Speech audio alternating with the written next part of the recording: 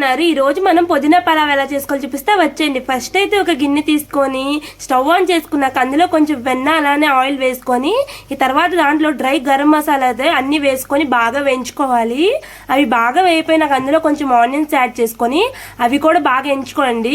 ఇక మిక్సీ జార్లో పుదీనా అలానే పచ్చిమిర్చి అల్లం చున్నులపై అయితే మిక్సీ అయితే పట్టుకోవాలి.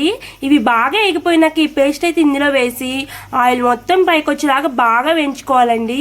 ఇది అప్పుడప్పుడు చేసుకోవడానికైతే చాలా బాగుండిద్ది. లంచ్ బాక్సులు పిల్లలకు పెడతానికి కూడా ఇదైతే బాగా యూజ్ అయిద్దండి.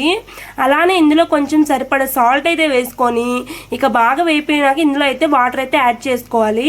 వాటర్ బాగా మరిగిపోయినాక అయితే ఇందులో అయితే మనం రైస్ అయితే యాడ్ చేసుకోవాలండి. ఇంకొక 5 మినిట్స్ హైలో పెట్టుకొని ఒక 15 మినిట్స్ సిమ్లో పెట్టుకుంటే మన పుదీనా పలావ్ అయితే రెడీ అయిపోద్దండి. దీనికి కాంబినేషన్గా రైతా చేసుకుంటే మాత్రం సూపర్ ఉండిద్ది. లంచ్ బాక్స్లోకి మీరు ట్రై చేయండి. బాయ్.